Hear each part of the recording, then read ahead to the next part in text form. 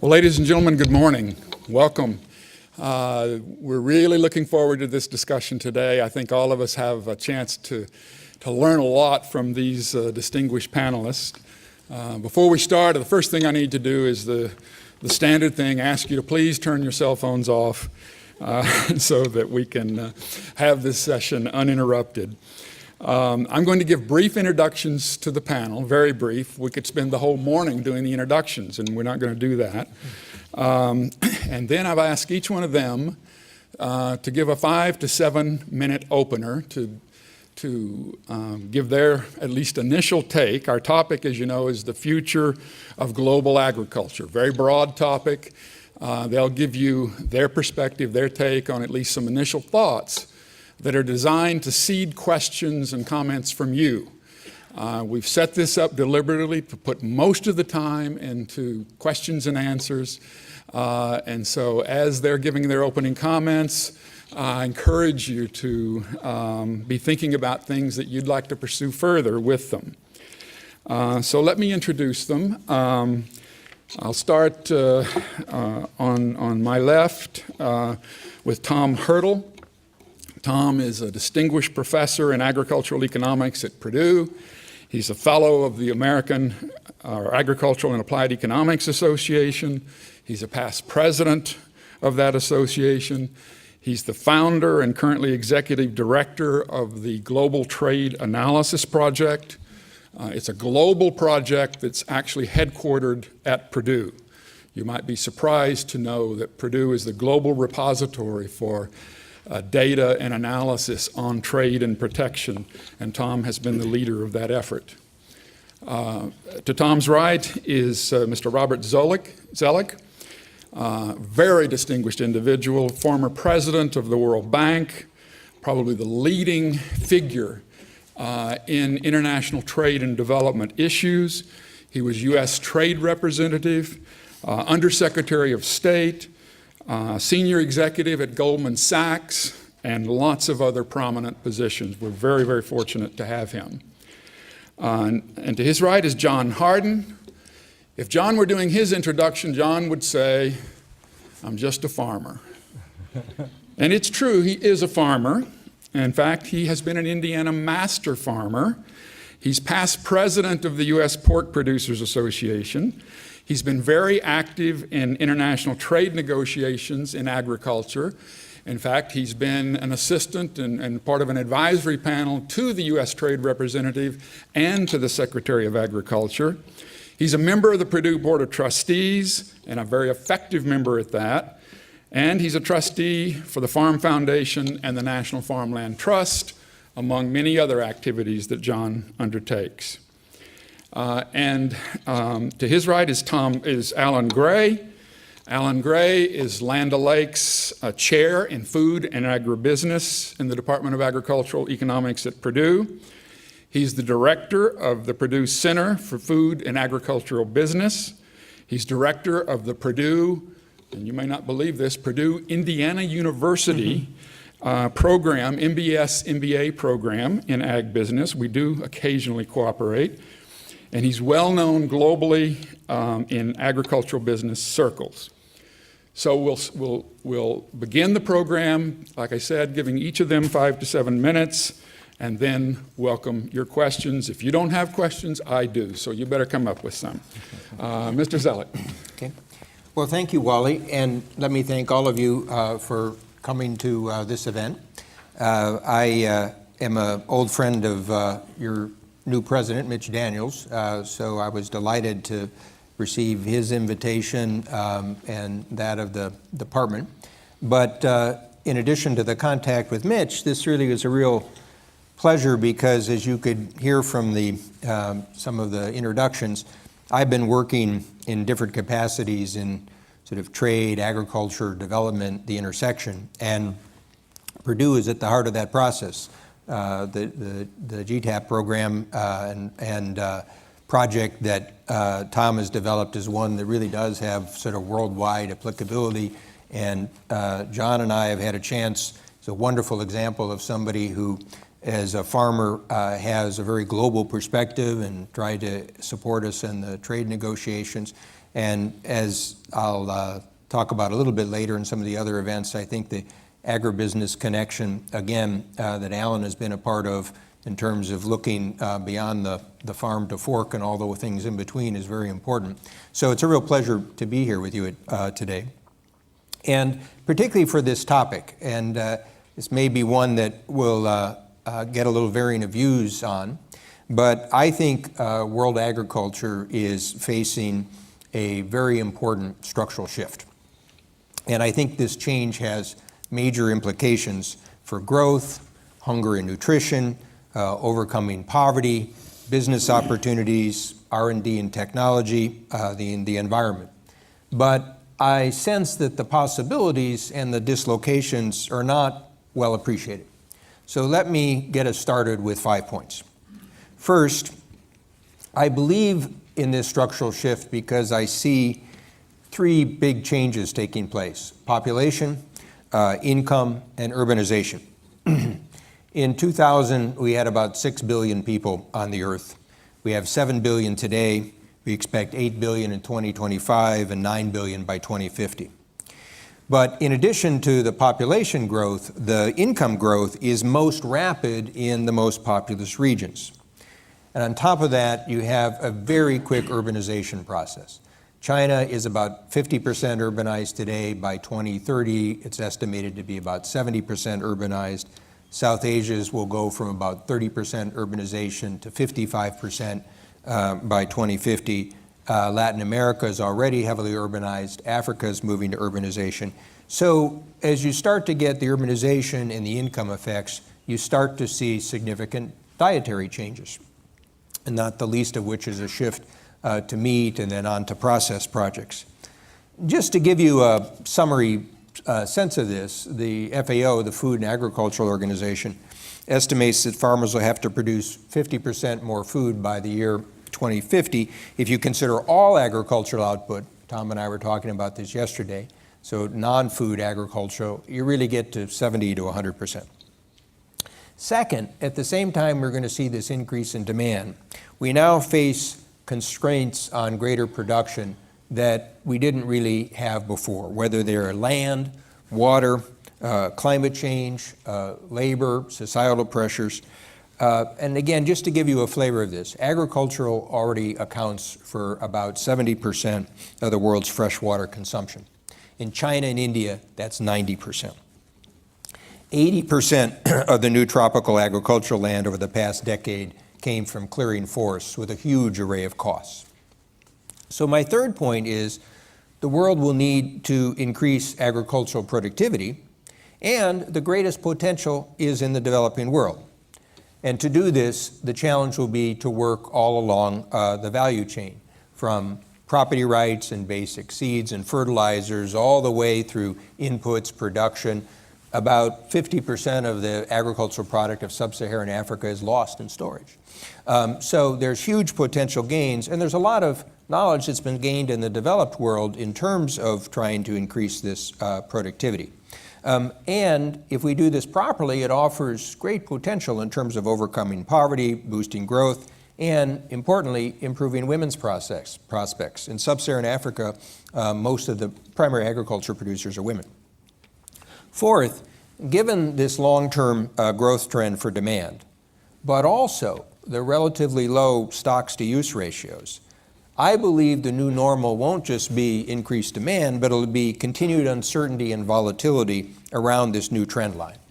And one of the best anecdotes I can share with you on this comes from a Purdue graduate, J.B. Penn, who was a colleague of mine when he was Undersecretary of Agriculture and I was the trade representative. He's now the chief economist for John Deere. And when we were discussing this a couple months ago, he said, you know, we now live in a world where within 45 days, the price of a bushel of corn could be $4 or it could be $20 based primarily on forecasts. And you see this in lots of other aspects when you saw the food price spikes. The relatively low stocks create much greater potential for volatility. And my final point is that for all these big changes, it's my sense that agricultural policies in the United States and elsewhere are still based on assumptions of the late 20th century. And the key assumption is that we live in a world of chronic surpluses instead of today's challenge, which is of increasing demand with periodic shortages. Thank you. John.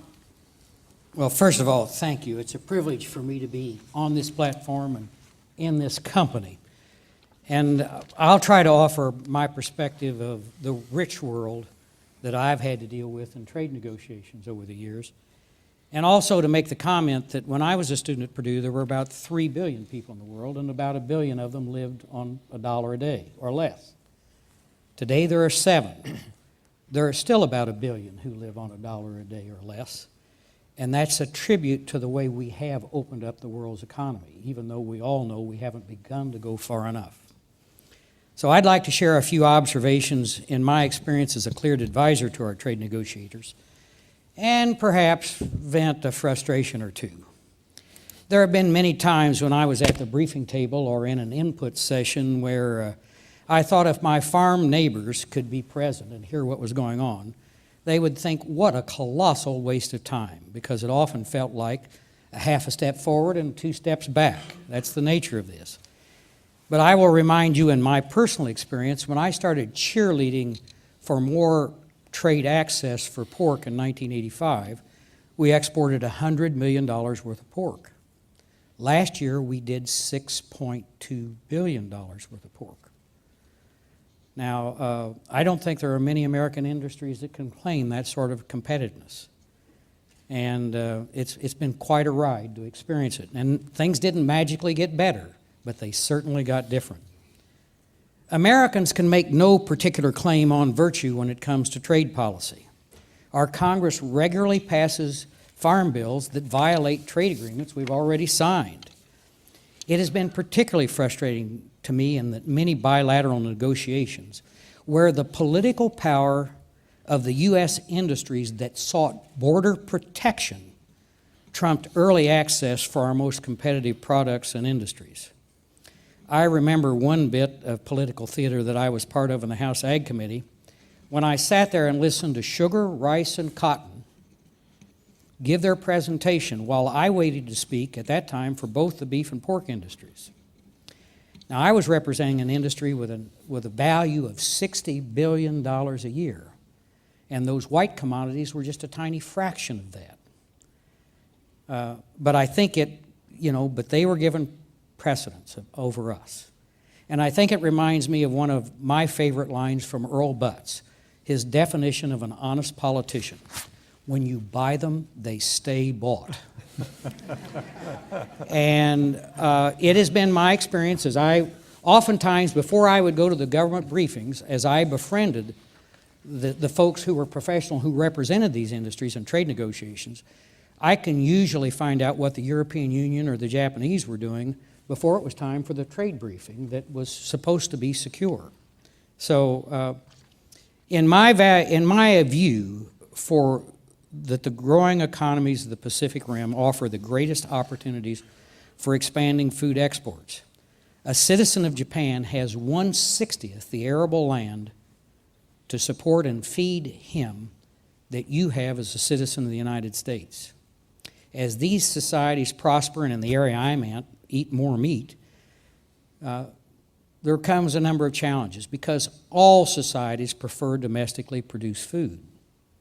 The challenge becomes how these areas with very small land bases, where livestock manures essentially need to be treated as municipal waste, feed themselves. And I will also remind you that it takes 20 times the freight to ship the feed for beef as it does to ship the beef primal that we export.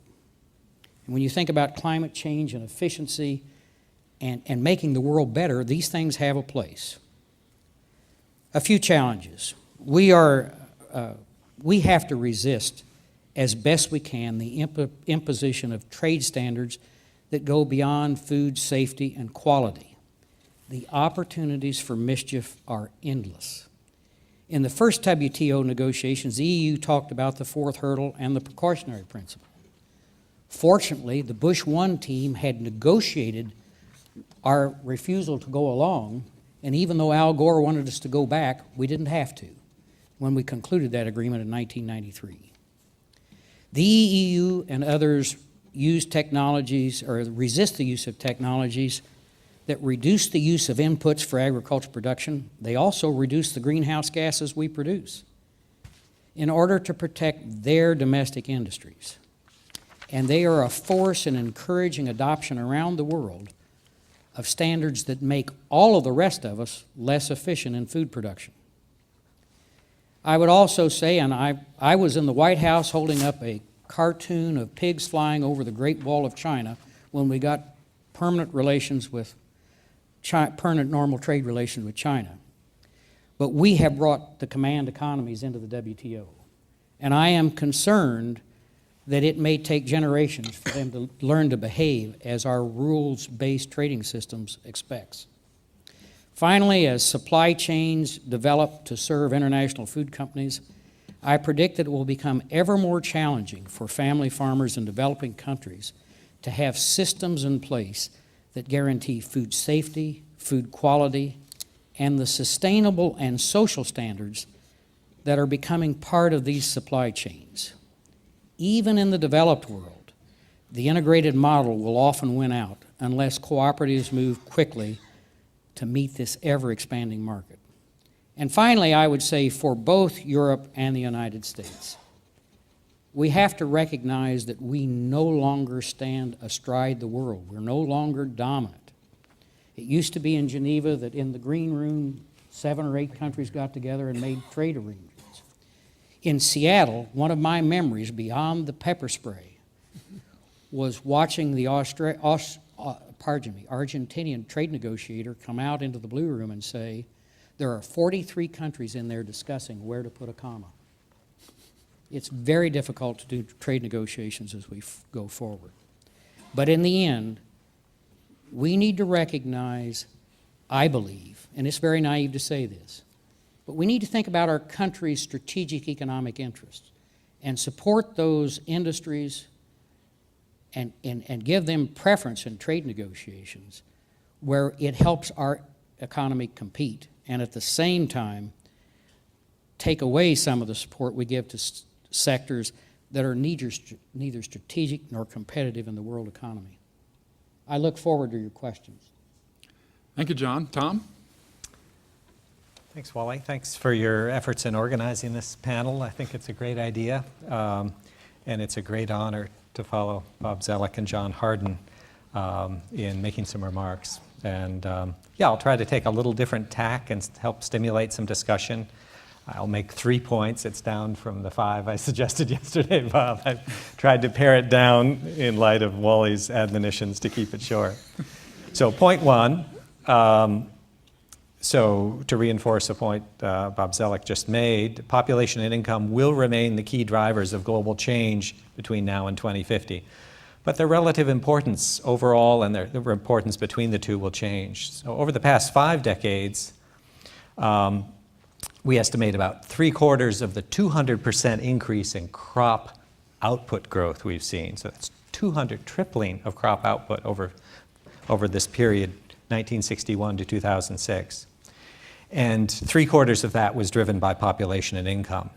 And population was about twice as important. And this is the point John was making, went from 3 billion to 7 billion. Okay? 2050, we're going only up to 9 billion. So it's 2 billion more, but the percentage increase is a lot less. So the relative importance of income and population is going to change. It'll be more on the income side, less on the pop side. That makes the whole growth process more vulnerable to economic growth and recession and so on. Important point to keep in mind. But those will remain the main drivers going forward to 2050, in my view. There's a real wild card here, and this is one that I've really learned by interacting with Wallace Tyner on the energy side, and that is energy prices. They're a huge wild card. If you look at the U.S. forecasts of energy prices between now and 2050, the baseline suggests 3% real increases. That's a huge increase in energy prices over that period of time, and one which would make biofuels continue to be an attractive option, continuing to devote more land to biofuels, continuing to put pressure on markets. On the other hand, another future and another possibility in that Energy Information Agency forecast is that of flat real prices, and that is driven by the tremendous, the discoveries that are being made of fossil fuels, the extraction technologies that have been brought out. The fracking is a great example of that, how that has not only rendered flat but depressed natural gas prices in this country. That means cheap fertilizer. That means, in terms of if oil prices fail to increase at projected rates over this baseline, biofuels is not so interesting. So all of a sudden that takes away a big driver that we've seen over the last decade, a big driver in this regime change that Bob Zoellick was talking about. In fact, under this future, this cheap energy or not expensive energy future, we would see stronger intensification of production, leading to moderate cost of agricultural products, biofuels dwindling in importance relative to total output. And this is a future in which so the demands are less on the world's food system. It also takes us back to a future in which it's really a foot race between population and income driving demand and technology driving supply, which is where we were historically. We've fallen out of that with the biofuels boom and some of the other things. So let's go back to that for a moment and think, well, I was just saying that in our historically over this 45-year period looking back, output tripled. Going forward, we project just a mere 100% increase in output, crop output over this period up to 2050, focusing just on crops. There's some definitional things there, but basically much slower growth. So in this foot race between supply and demand, demand is going to be growing more slowly, particularly if biofuels don't take off. So it depends entirely on the energy future there. But I think that's an important thing to keep in mind. Things are changing, and as we meet the world's, as population growth slows, as more and more people move into the cities and reach a level at which they are eating the pork produced on the Hardin farm, this will dwindle, that as a driver will dwindle. So thinking about that foot race, the key thing becomes technology, the ability to increase agricultural output, and that's what Purdue's all about, is new science and technology for agriculture, extending it to the farm, extending it to the world. And in that context, there are a lot of concerns about the ability to continue to increase yields. I just reviewed a book that's about to come out from Fisher, Byerly, and Ed Meades on future prospects for yield growth in the world, and they're very concerned. Yield growth in many of the world's major bread baskets is slowing, and add to that climate change, which makes it more difficult. Higher temperatures is going to make it more difficult in the tropics to increase yields. Are we reaching yield plateaus, biophysical limits at which we can no longer push out that frontier? There's a lot of concern about that, and that is fueling concern about this regime shift that we might be facing, a world of permanently higher prices, rising prices. However, what matters for food prices is not yields per se, but overall productivity. There are many other inputs to agriculture. There's labor, there's capital. Food prices depend on all of those inputs, and there is no evidence that total factor productivity of all the inputs is slowing. In fact, I met yesterday with the expert at USDA, Keith Fugly, on measurement of TFP, total factor productivity, what you get on the crop output from all the inputs you put in.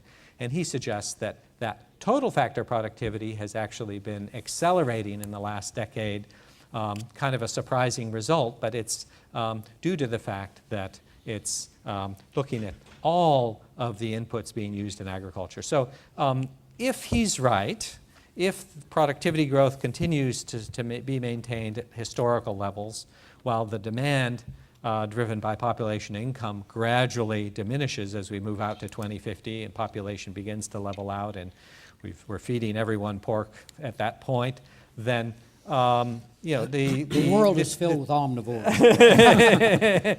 Then this is an alternative future, and I'd like to throw that out there. I think that we're in a rough patch right now. There have been a series of bad weather years in major producing regions. The stocks-to-use ratios are very low. As Bob Zoellick was pointing out, we've seen high and rising prices. And we've seen this kind of thing historically. We've seen it in the 70s. We've seen these spikes, and they persist for a number of years.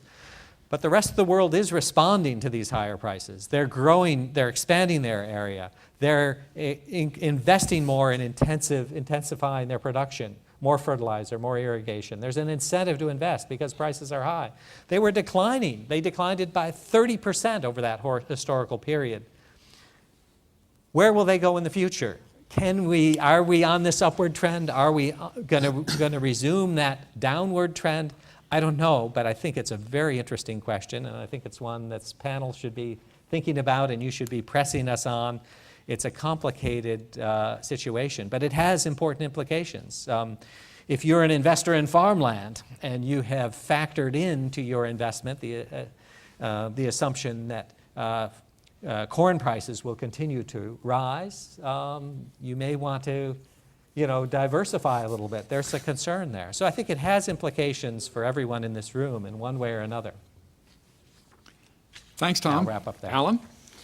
Well, first of all, Wally, thanks for asking me to be on the panel. It's a little odd to have all of these distinguished people here and then the poor farm kid from Texas in here to try to somehow follow up. I'm supposed to be the strategy guy, and I can tell you that it's a poor strategy to be the guy following all three of these folks. It'll be hard to hold up to that. So when I think about demand drivers for global agriculture, or drivers for global agriculture, I'm an economist by my training. So the first thing I do is say, well, how am I going to answer that? Let's see, I ought to figure out what shifts the demand curve and what shifts the supply curve and think about what those things are that are most likely to shift them. And so I have a few areas on the demand side that I think are things we ought to consider. By the way, I don't know necessarily which direction these things will go.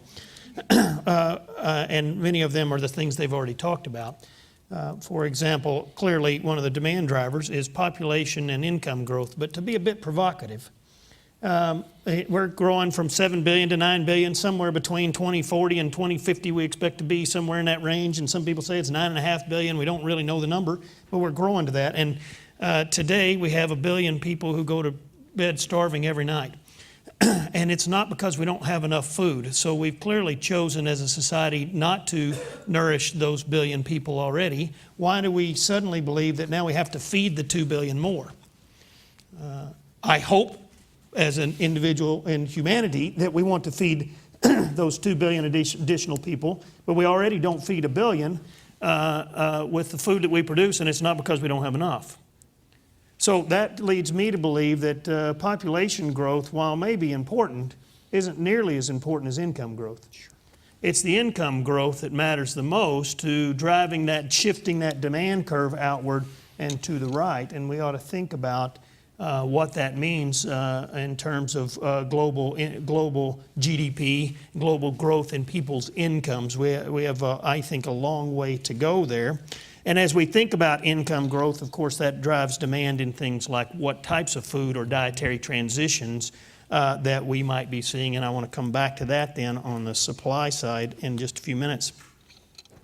The second thing that I think about when I think about, well, we have 1 billion people who go to bed hungry every night now, and we have plenty of food.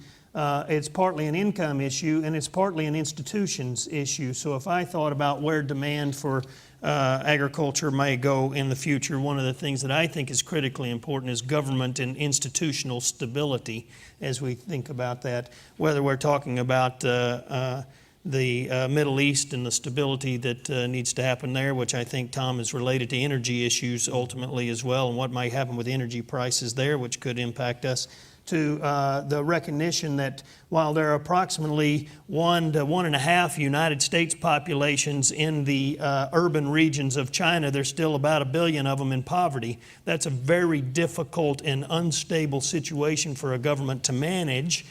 We tend to presume that China is the demand that will lead agriculture to its newest prosperity.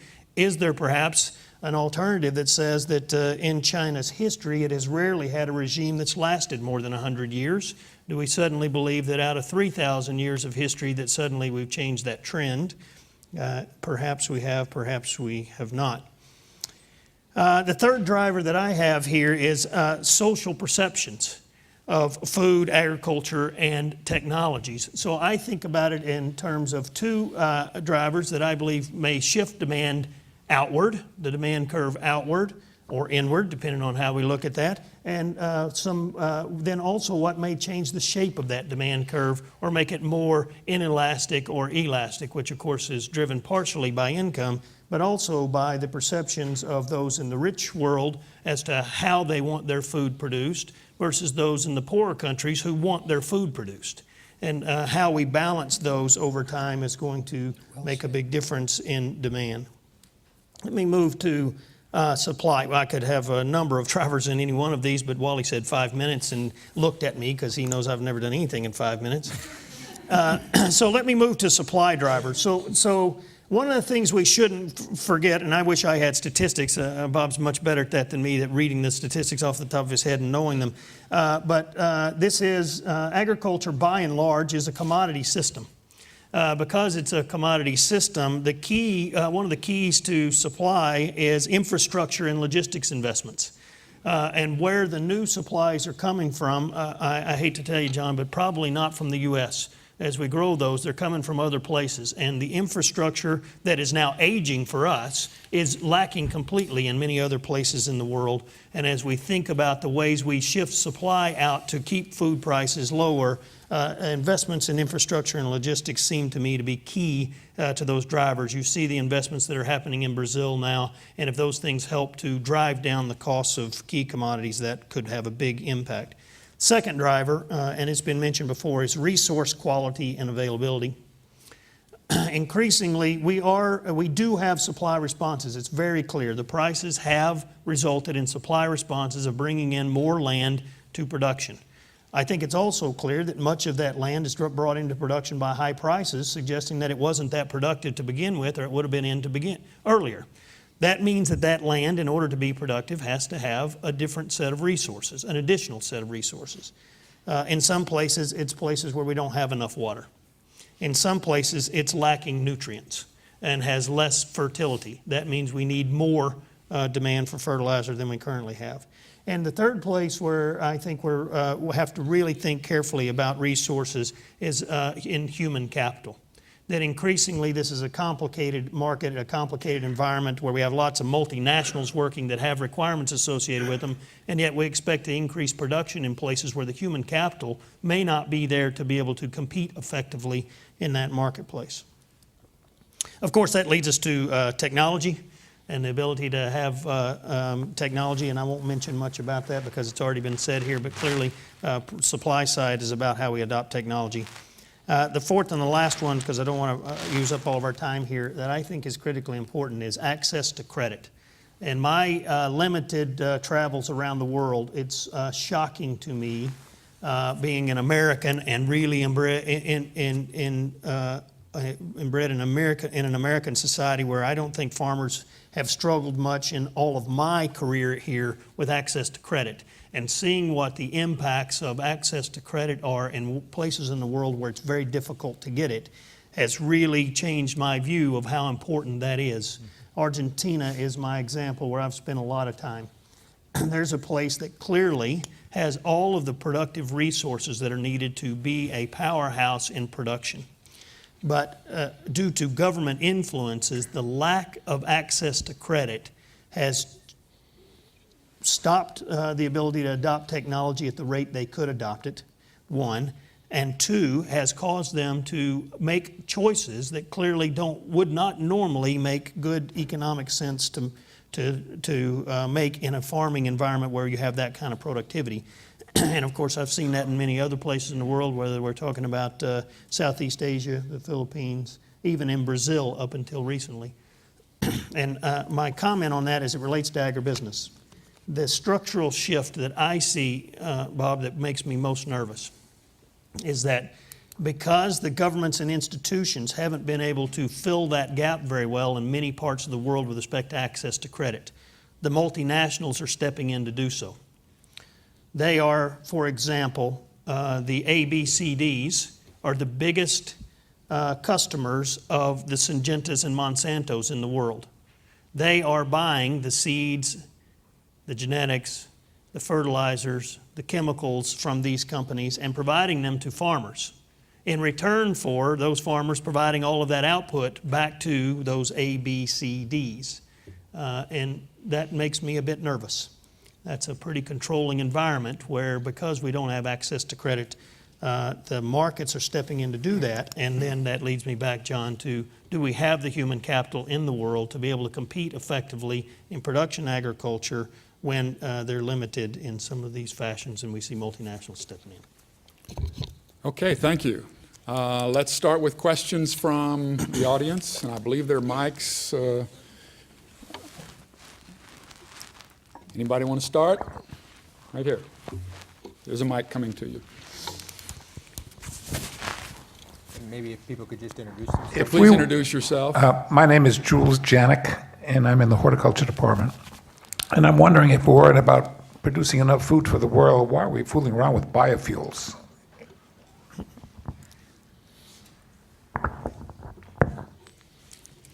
Do you want to accumulate some questions, Wally? or you Yeah, wanna let's go ahead and do respond? that. Next question. See if there are some.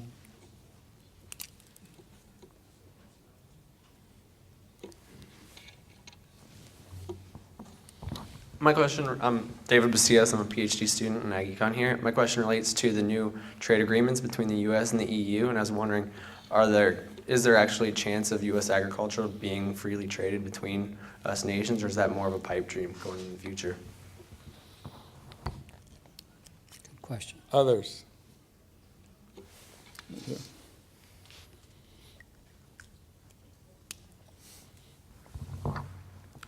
Tahir Abdullah, IITA, Nigeria. My question relates to agricultural endowment. There's one new phenomenon happening with the land grabbing. Countries are trying to expand their land endowment by getting land in Africa in particular. How will that affect global trade? And I would like your views on that one.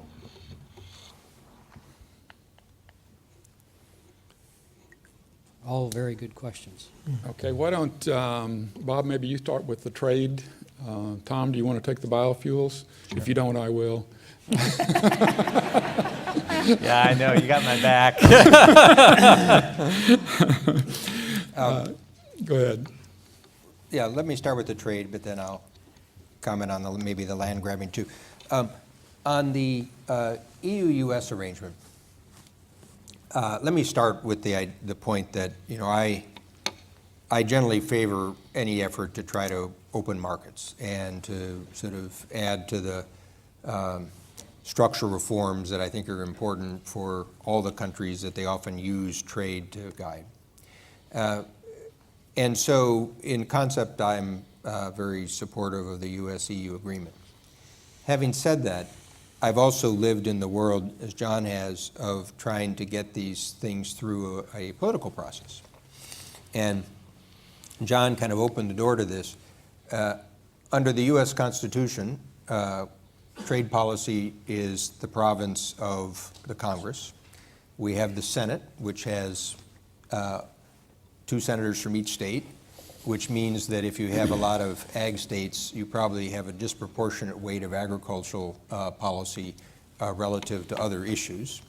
And surprise, surprise, the ag community since the 30s has been pretty well organized in these topics. So agriculture is very important in driving trade policy, and that's why, as John mentioned, it's very important when you have those in the ag community that are basically want to open markets as opposed to, say, sugar, who basically are looking, trying to figure out how to close markets. In the context of the US-EU agreement, one of the big challenges will be that I expect that the US agricultural community would say what they would have said to me when I was doing this 6 or 7 years ago, which is, look, we negotiated to open up the beef market in the global negotiations, and it's blocked by hormones policy. We negotiated to open up poultry, and it's blocked by chlorine policies. We negotiated to open up grains, and it's blocked by biotech. So those are all, of anybody who knows the European context, those are all very sensitive issues. Now, are there ways around those? I think this is, again, will be the challenge for having the right creativity for the negotiators and the right will to push them forward. And I think the answer is yes, possibly. And let me just give you one. At the time when I was USTR, we had already had this problem with beef, and we'd won a case against the EU because their hormone policy did not match the scientific standards that were supposed to be used under the WTO. But the way trade policy works, and the U.S. welcomes this too, is if you lose a case, it doesn't mean you automatically have to change your policy. You still have your sovereignty. You can compensate by allowing other trade barriers, which is presumably what you don't want. So we were trying to negotiate with the EU to say, okay, how could we deal with the politics of Europe but expand the market? And one option that we discussed was to increase some of the tariff rate quotas, so this would be some of the meat that could come into Europe, and have the increase be large enough for hormone-free beef that it would be economical for the U.S. beef industry to do some specialization in hormone-free beef. And I forget exactly whether the Cattlemen or the American Meat Institute, one was supportive, but the other wasn't. And the real issue came down to is we couldn't quite get the volume increase enough to convince the U.S. Beef and meat industry that this is worth their while. Well, possibly in a free trade agreement, you might be able to do that. Now, I'm not current, I don't know the exact point, but my larger point here is that one of the challenges in agriculture in trade negotiations is that it goes to the heart of societies. It goes to the heart of their sense of basic security. You know, when the U.S. did something like block our soybean exports to Japan in the 70s, this was really dumb for our long-term interests because if you're trying to convince people they can rely on open markets, we just sort of violated our own sort of rule. As John mentioned, in many of these economies, given their own sort of agricultural situation, you might be able to deal with, in a sense, lower their costs as well as dealing with the sensitivities. And so to switch to the Asian context, which you mentioned, the U.S. negotiated a free trade agreement with Korea. Well, you know, part of this was a question of Korean rice farmers are one of the most sensitive constituencies they have. Well, I believe in that agreement they kind of excluded rice. You know, maybe that wouldn't have been my sort of first preference, but the question is whether with Japan or Korea, can you do something that as farmers get older, you could change the nature of the support and sort of open up some of these markets. So what I'm really describing to you is you can't make the perfect the enemy of the good. And you have to find solutions to some of these. So to reverse it, you know, the United States excluded sugar from the Australian Free Trade Agreement, which is something I hated to do, but we suffer from Napoleon's inventiveness. And what this amounts to is prior to Napoleon, most sugar came from cane. But because sugar was a very important commodity, he helped develop beet sugar. And this was part of the continental economic system. Beet sugar spread to the United States. So as opposed to just having a few states that represent cane sugar, we have a lot of states that represent beet sugar. And therefore, we have a lot of senators in the sugar caucus. And it's just darn hard to get them to open up that market. So the point, I think, is coming back to your idea, whether it's Asia, the United States, or Europe, agriculture is a very demanding area.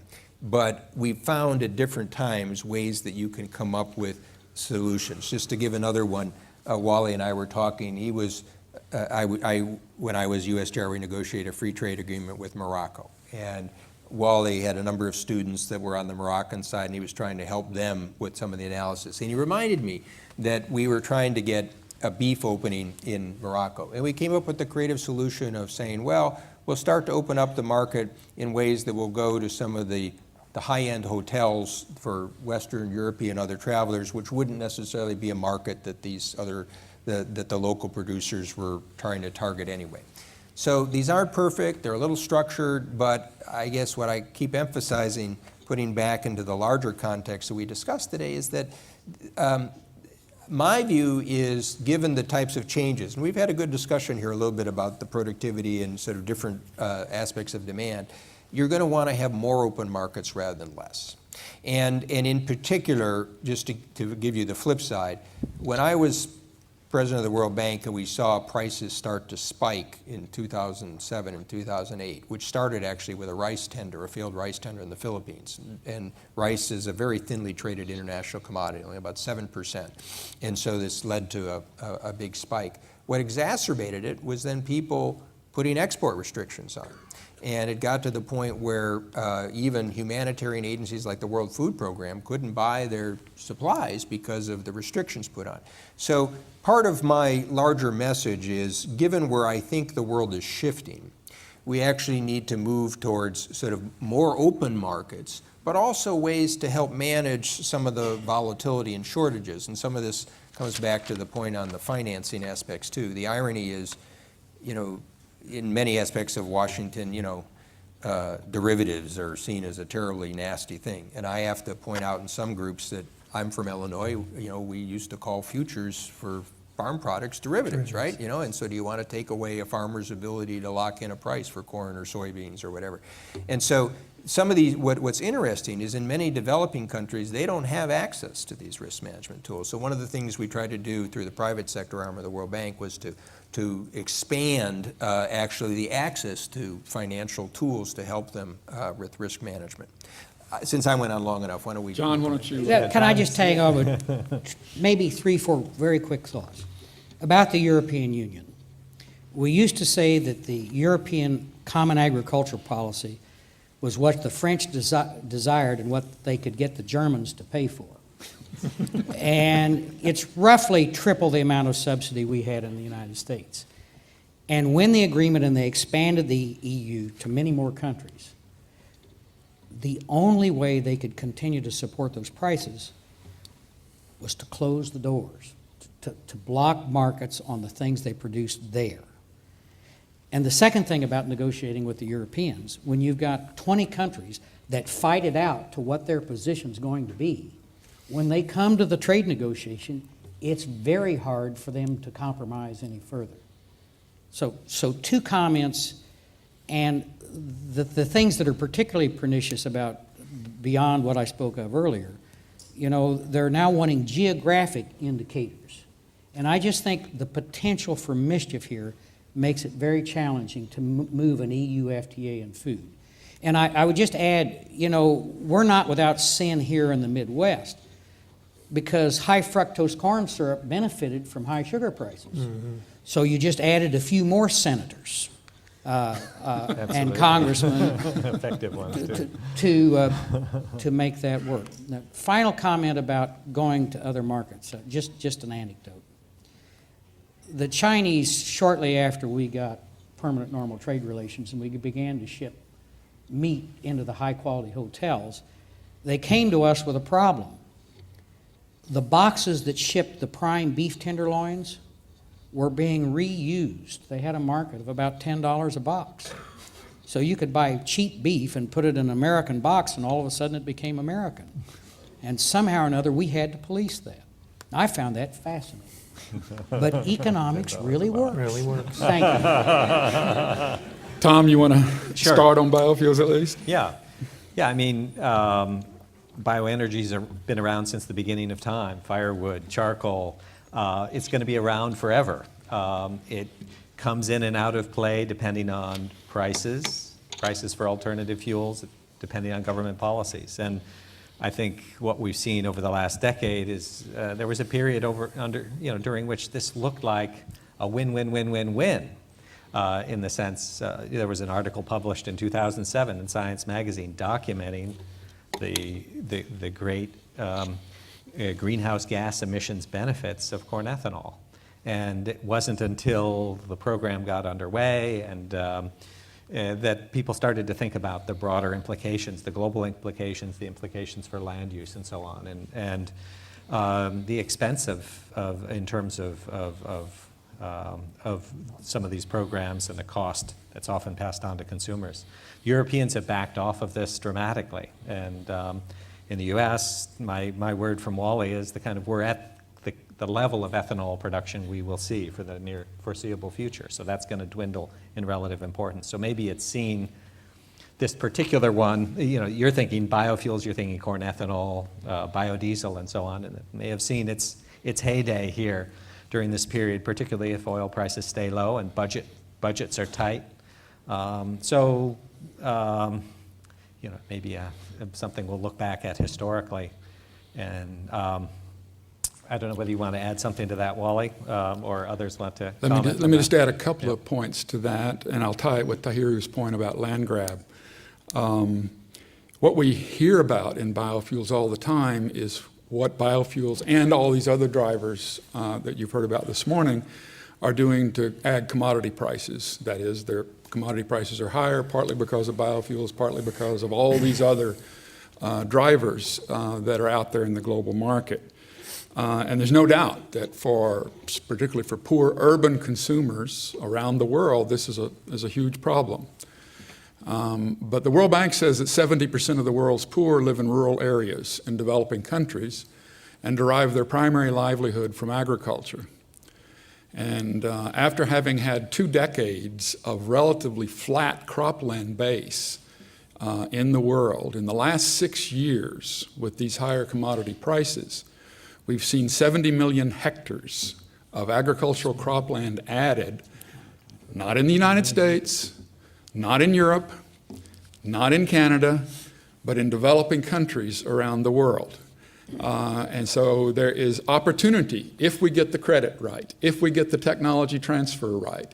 If it's done right, there's opportunity for these higher commodity prices to actually provide increases in well-being, reductions in poverty for rural areas in developing countries. Now to the land grab part. I just reviewed a book entitled Biofuels and Rural Poverty. And the whole book is about doing it right. And if it's done with land grabs so that the smallholders don't keep the title to their land, it's not going to work. It's not going to reduce rural poverty.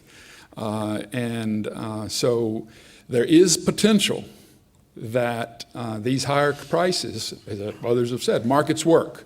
Farmers have responded. Farmers will continue to respond. But we have to have the institutions in place, the credit and the extension or technology transfer institutions, and the property rights institutions that protect the smallholders. Those are all perhaps big ifs, but there is at least the potential to see something positive come out of this for rural holders in other areas. Questions? More questions? Can I just come back, because I didn't want to go too long, but just real briefly on the biofuels. What I would add is this, and I agree with what Tom and Wally said, but I live at the intersection of kind of the policy and the markets and the politics, and I guess I would say if we think that ethanol is a good thing to develop, so do we need a mandate, a subsidy, and a limit, a tariff to stop it from coming in? Nope. Those would seem to me to be a contradictory set of policies. Now, the good news is, under budget pressure and others, actually Congress has changed those, I think. So it's changed the subsidy and it's cut the tariff. I do think the one other aspect that Wally and I discussed is that there will be, and this kind of connects back to the technology point, there will be an interest in this field of whether you need to support some of the base so as to get the infrastructure with the hope that eventually you'd move to some cellulosic ethanol. And if that can be done, and that's sort of beyond my scientific or technological capabilities, that could also be a very big influence, because I want to come back to something Tom mentioned. One of the things we saw over the past 10 years is the correlation between energy and food prices became very tight. Some of this was ethanol-based, but some of it is fertilizer-based, some of it is transport-based. So in a sense, if you could develop some alternative sort of cellulosic type of ethanol, that could be a very significant dimension of this. On the land grab, I just want to come back to Allan's point about governance and institutions. When I was at the bank, we did some analysis with various countries on this. And I didn't want to be kind of sort of totally resistant to the notion I mean, again, I remember that there were people in Iowa when I was growing up that thought, well, we can't allow foreigners to buy farmland because, I don't know, they're going to take it and steal it, I guess. But and you know that interferes with the notion of instead of trying to allow the market to reflect the values and capital investment. But one does have to be very careful about the land rights and kind of how it fits your overall development strategy. So if my numbers recollect, only about 20% of agricultural land in sub-Saharan Africa is registered in any form. So you got a big danger here about people kind of losing their property to big, powerful people in the government. Secondly, the average farm size in sub-Saharan Africa has actually shrunk over the past decades. It's now about 2.1 hectares, which is pretty darn small. And that what that does mean is that if you're going to try to set up some of the types of value chain we're talking about, you need, as a policy and institution matter, to realize you're going to need a much sort of deeper interconnected chain. But there's things you can do if you have this on your policy agenda that make a difference. And just to give you sort of an example of this in a different dimension, the World Bank, when I was there, did a land titling experiment with Ethiopia. And here, this didn't cost any dollars at all, but we simply worked with the Ethiopian government to put room for 2 names on the land titles. And all of a sudden, women became co-owners of the land. And all of a sudden, women had access to credit that they might not have had, access to different types of inputs. So I think coming back to the land grab, on the one hand, you could have the possibility of people bringing in capital, knowledge, technology, connect to export markets. There could be good things. But I don't think one can do this blindly, and this is why I think Allan's point is one of the things I've experienced over the years is while I have a strong sense of sort of markets and how they work, you also have to connect them with institutions and governance. John? Quickly, Jules, you always get to the heart of the matter. Thank you. I served on a committee once with the chief economic strategist for Cargill. He was a Yale-Oxford product. And he said there's a hierarchy of value in agricultural production. Food, feed, and fuel, absent subsidy. And I think for those commodities that where the potential is food, and at least food and maybe feed, and the last spike in 2008 basically performed a $30 billion cashectomy on the livestock industry in the United States. So I think for true biofuels, algae, all the other things, maybe we'll get the technology right. I don't know. 30 years ago, cellulosic ethanol was only 5 or 6 years down the road, and it still is. So those things need to be accounted for, but high prices cure a lot of things, and it's brought pressure to sub-Saharan Africa. All of these things matter. That ranking might or might not hold with $100 oil, John. Yeah. Right. So, and actually, well, I just wanted to comment on both of those 2 issues again, too. With biofuels, to me, is an interesting prospect or interesting idea because, in the end, everything is about energy. Because we talk about calorie consumption. When we talk about feeding people and their income, calories are a measure of energy. Feed that we feed to animals is energy. We have 2 choices. We actually only have 1 choice for energy. That's the sun. That's where it all comes from. We have 2 choices of how we harvest that energy. One is the sun energy that was harvested billions of years ago that's underneath the earth that we pull out of it now and call it fossil fuels. And the other way we do it is through crops that absorb the sun's sunlight. And I think the thing that Wally was the one who said this. I need to attribute it to him, but it's stuck with me ever since. This is about forms of energy. And the form of the energy gets dictated by the income of those who can pay. Now, that has a lot of implications to it, right? But if we have those who can pay that want the form of that energy in the form of crop-based energies that we consume for food, so be it. If we have a demand for that energy in the form of feed, to feed it to animals that convert that energy to a different form for the human to consume, or if we need that energy converted to some sort of a liquid form that burns in a automobile, or to produce electricity for that human and their income can decides to pay for that, then so be it. To me, they're all very connected to each other. And we could say, why do we have a biofuels policy? And I would say, why do we have a policy to get the Chinese to eat more meat? That's clearly an energy demander that is shifting energy and making crop prices higher. The economics dictates what form the energy gets converted to. That's the way I see that biofuels piece. And the last thing is on the land grab thing, and I don't pretend to know much about this, but I remember reading a couple articles about Chile. And when Chile reformed their land rights, and the judgment of these papers got it right, the productivity of Chile and its ability to deliver on the needs of the world, not just itself, changed dramatically. And I would go back to Bob's comment on that. The land rights issue is a very, very big deal, I think, going forward. Other question, one back here.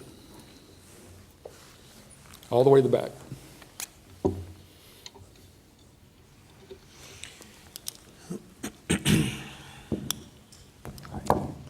Josh Merrill, Dow AgriSciences. What role change do you see or would you like to see for agriculture input companies, outside of just continued investment in biotech and chemistry? Right here, down this way.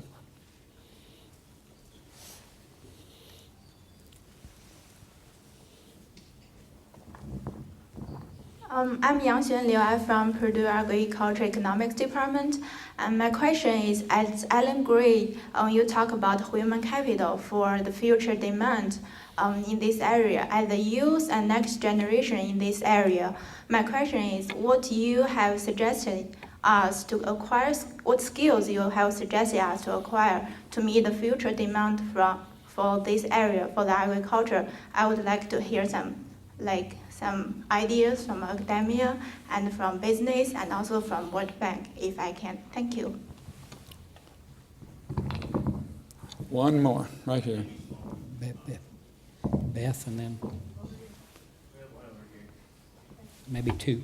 Hey, I'm Toba Matsaloa. My affiliation with ecological science and engineering, agricultural economics, home department.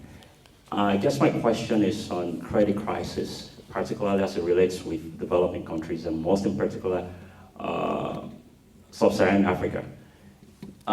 Looking at the credit situation in sub-Saharan Africa, we discovered that there is a lot of reasons why the credit is not readily available. One is religious reasons, one is cultural reasons.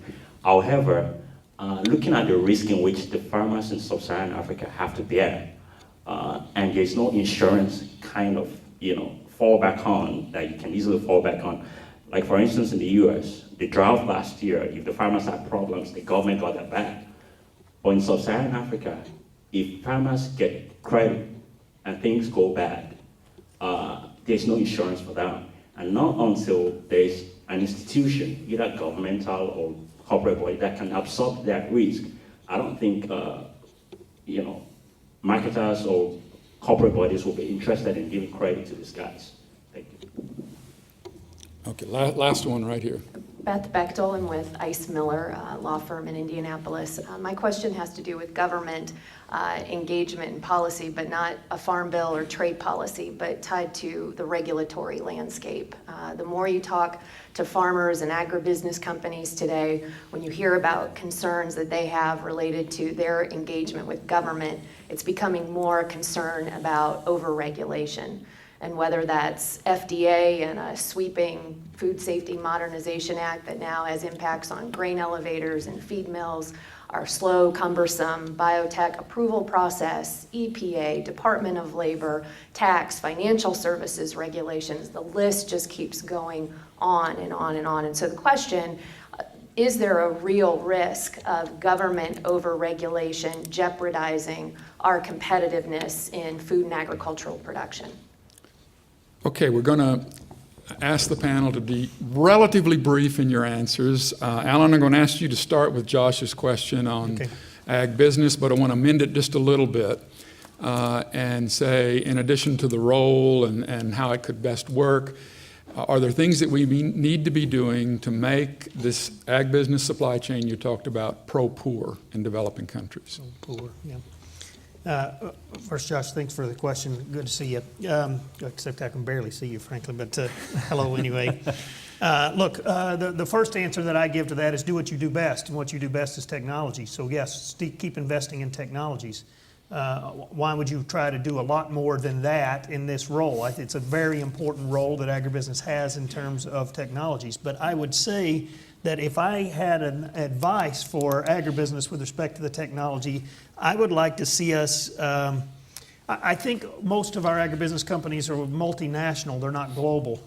And I would rather see us have a much more global perspective. So what I see is most of our technologies are mostly rich country view technology driven activities, and that our companies don't have a global enough view. I'll give you an example.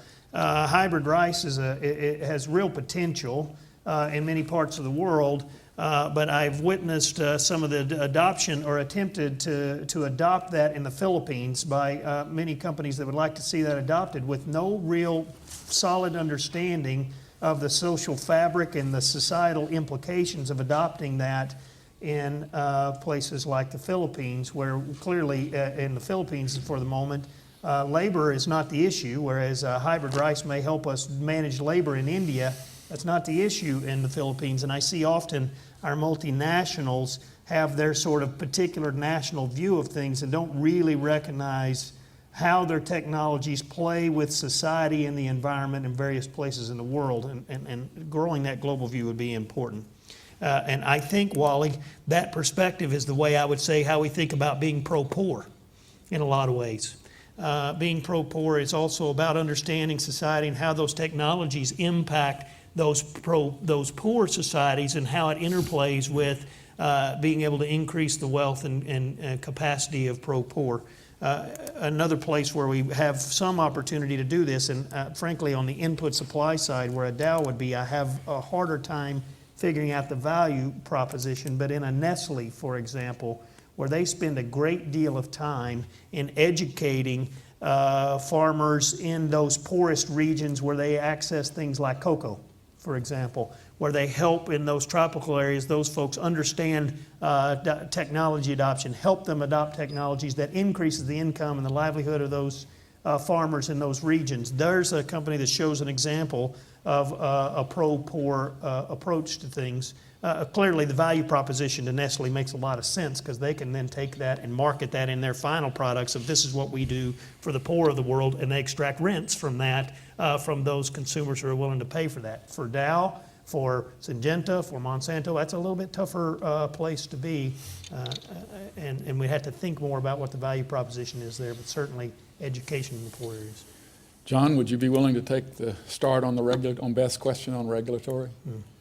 All right, and I'll start, Beth, and thank you for the question. Somebody said that, I forget which document was, 300 words in the U.S. historical canon, whether it was Gettysburg Address or whatever, and there are 15,000 that regulate the sale of cabbage.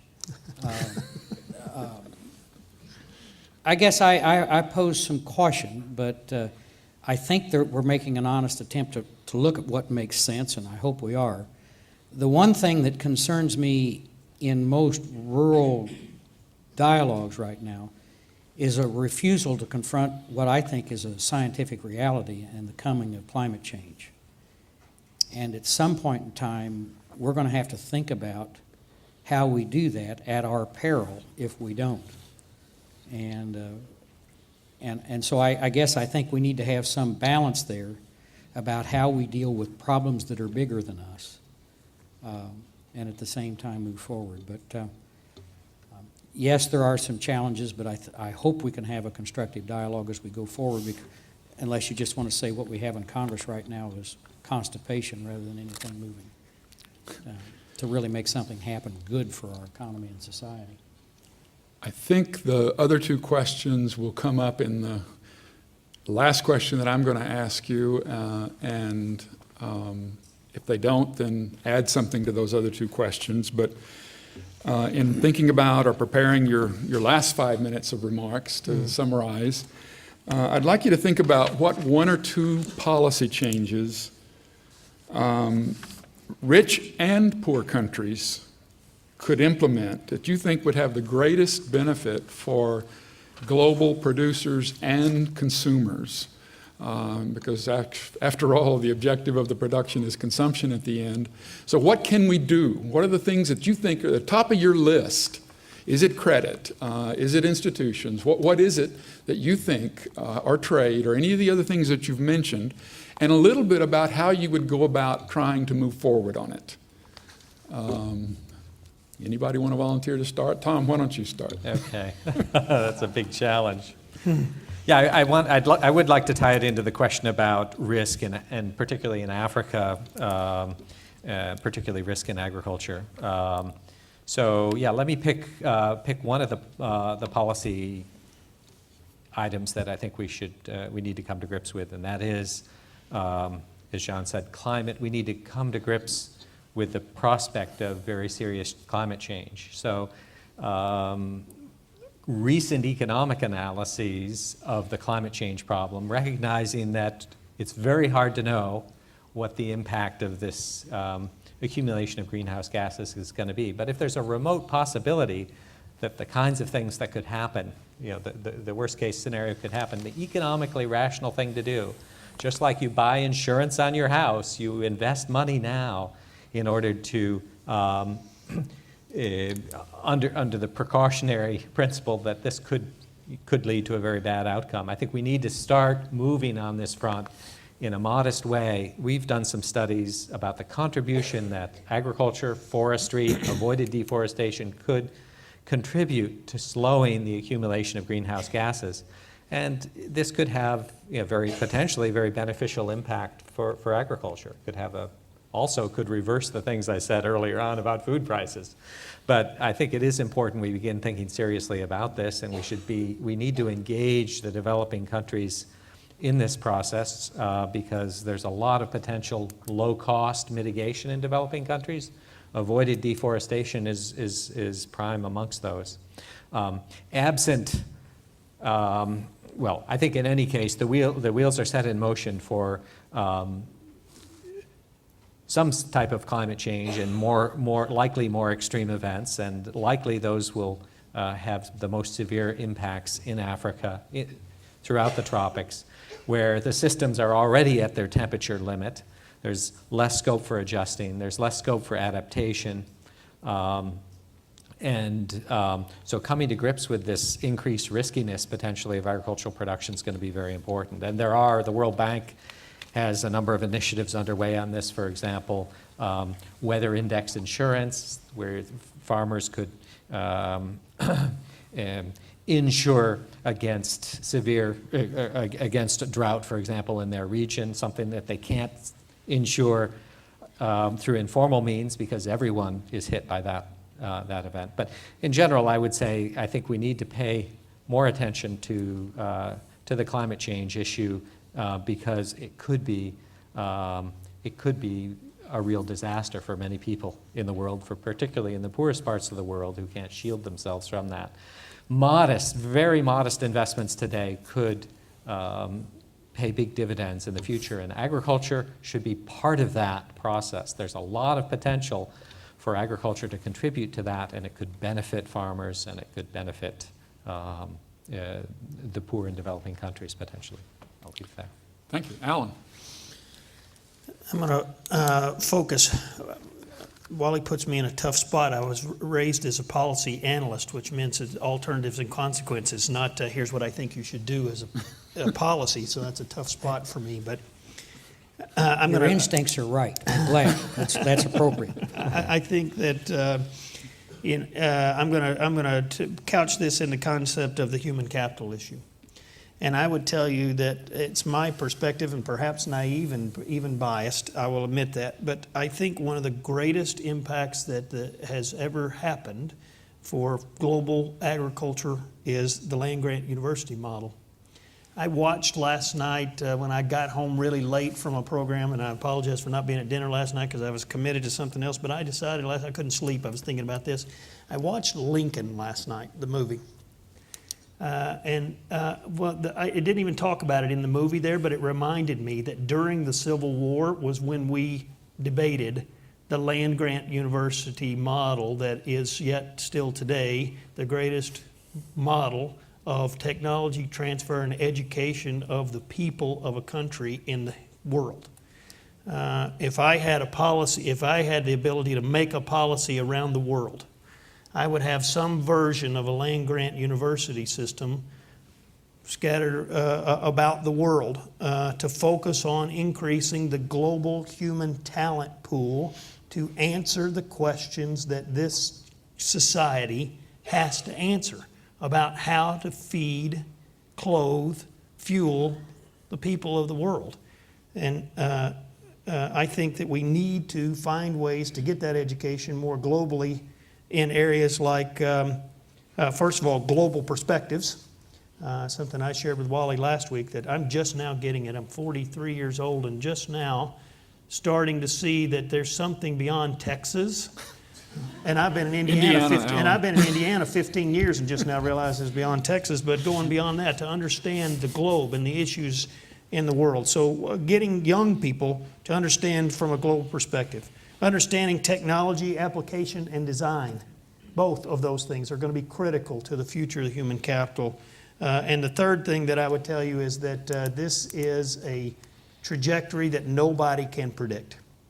It's going to have ups and downs and uncertainties without any question. That's probably the only thing we can predict.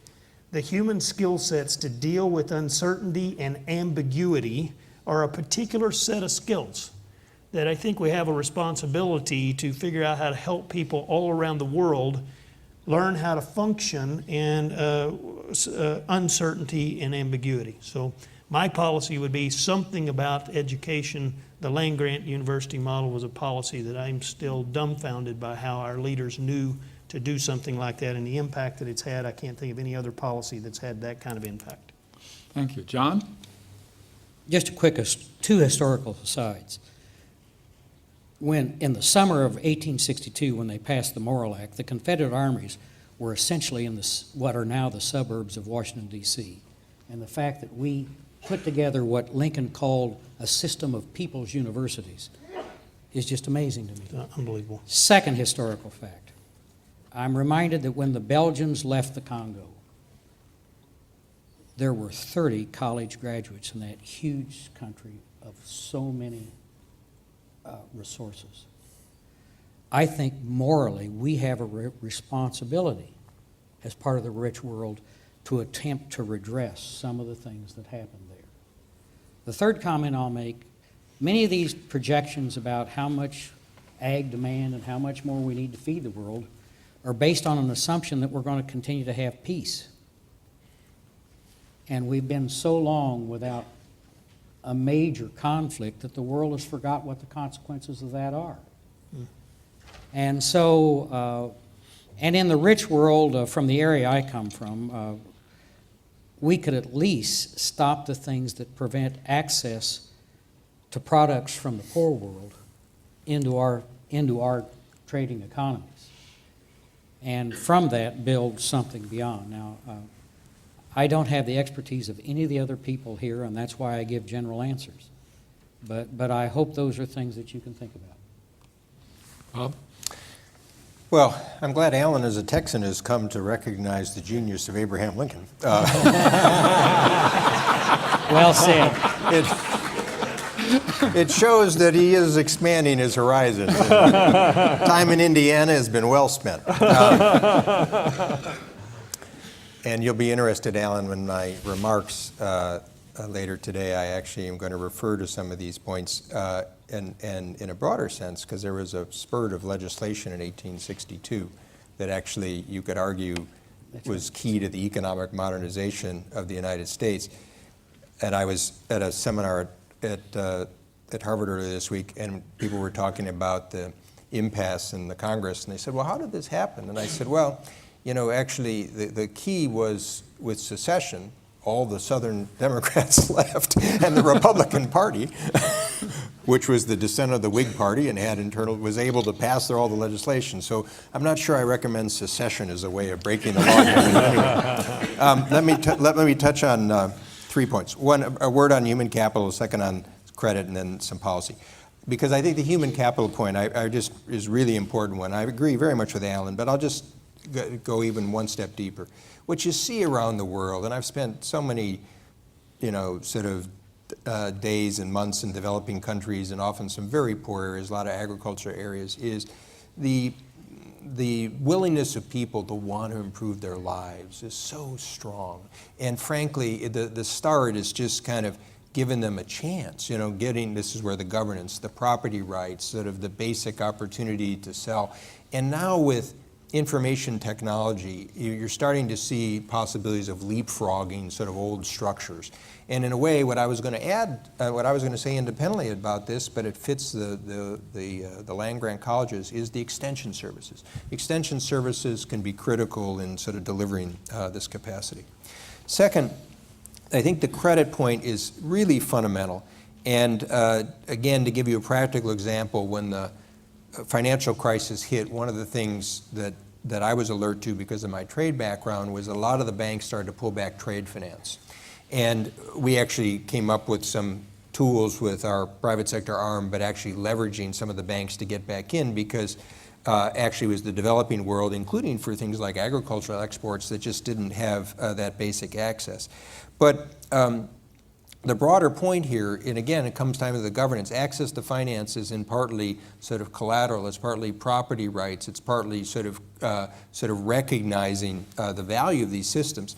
So former President Zedillo of Mexico made a comment to me once that I've always sort of kept in mind. He said, people talk about sort of the influence of markets on the poor. He said, my concern is that markets don't extend enough to the poor. In other words, these are the people who are left out. These are the people that have to pay usury rates. These are the people that don't have access to the system.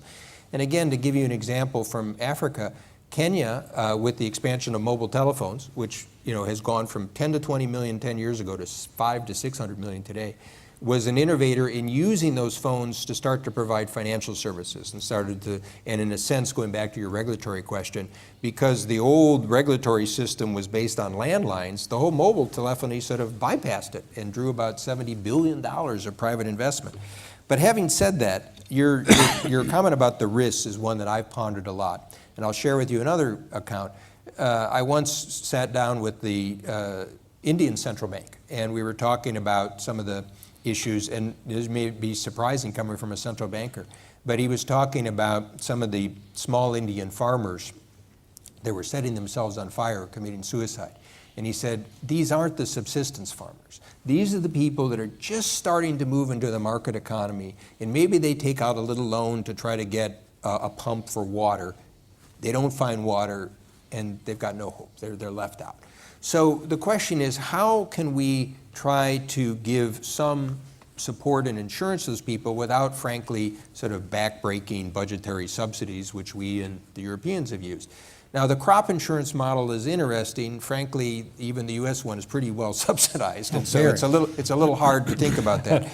But I think if you broaden it and think about risk management more generally, you come up with some interesting ideas. And again, just to give you some color on this, one of the things that we learned at the World Bank, we had a project in Niger where you could have used risk insurance for some of the diseases, but we put in a special animal surveillance project to look at the diseases, and it was far more effective in terms of heading off the problem, managing the risk, if you will, than trying to sort of just use the pure financial insurance. Or in some parts of the world, there was one, the Los Plateaux in China, where it was a real issue of water risk because the dryness in China. And by trying to deal with free-ranging goats and some land tenure issues, we were able to start to build the water capacity. Similarly, in forestation projects in different areas, which have the carbon benefit, but also water hazards. So I think the issue that you identify of sort of risk management as people moving in, a combination of financial and non-financial, I think is very important going through. And then the last point on the policy side is, I guess I'd say, one, Open markets. With all these changes, one thing I can darn well assure you is that by stopping exports, making things more costly for your people, that's not going to work. And frankly, doing it in a way that then avoids some of the volatility and the shortages. But secondly, helping to manage the risks of the volatility, and particularly for sort of small players in the system. Some of this is financial, some of it's non-financial. The third is increasing information availability. I mean, people in the United States get used to the incredible resources of information we have. Long-range weather forecasting is something you really don't have as much in sub-Saharan Africa. So we were working with the World Meteorological Organization and others because, it can at least help people try to prepare for some of these eventualities. This key theme we've talked about increasing productivity without expanding acreage. And I like the way that Tom talked about this. I was focused on the value chain, but I think particularly for a university like Purdue, this is a wonderful example of how do you have science, innovation, and systems to kind of help to connect this. And investing in climate-smart agriculture. Part of this is adaptation. One thing we didn't get into today, but I think has got rich potential, is soil carbon. And I talked a little bit about this with Tom. This could be a triple win. I mean, this could be something that could help mitigate, it could help actually strengthen the soil with its carbon, and it actually could have other benefits in terms of sort of water retention. And just to give you a rough sense, Tom mentioned avoided deforestation. This is a classic of where policy and institutions intersect. I think soil carbon is sort of where avoided deforestation was 10 years ago. What I meant by that was people were estimating avoided deforestation might absorb, say, 17% of the necessary greenhouse gases. But the question is, how do you institutionalize it? If you're going to pay somebody for not cutting down a forest, how do you make sure that they don't cut down a forest somewhere else? How do you monitor it? How do you deal with the indigenous people living in the forest? So there's practical questions. There's a similar set of questions about how to make soil carbon work. And again, for a university like this one that covers institutions, farming, technology, I think it's a wonderful way to make a difference. And that leads to the last point. What I've seen in this field, and I'll close this is a good closing point, is, and I'm sure John encountered this too. Surprisingly, to a policy person that comes from a general background as I do, the ag community, the nutrition community, the hunger community, they're all very separate communities. They barely talk to each other. And yet the types of things we've talked about, plus adding science and technology and energy, require a multidisciplinary outlook. And again, that's a wonderful possibility for a university like this one. You have the potential to interconnect these things and then add into it issues like public health, global governance, because one of the things you learn as a problem solver is there's no one silver bullet. It's kind of trying to get the pieces to fit together in an effective way. Wow. Have you gotten your money's worth? Our theme was the future of global agriculture. We didn't tell you what that future is going to be, but we told you it's going to be uncertain. And we told you a lot, or the panelists told you a lot about what are the key things to look at, what are the key drivers, what are the key issues, what are the important policy questions. So there's a lot to think about, a lot of those of you who are students to do research on and help us move towards a brighter future in the future. So this has been, I think, absolutely phenomenal exchange. We've had the advantage of some of the best people in the world to talk about this. Let's thank them.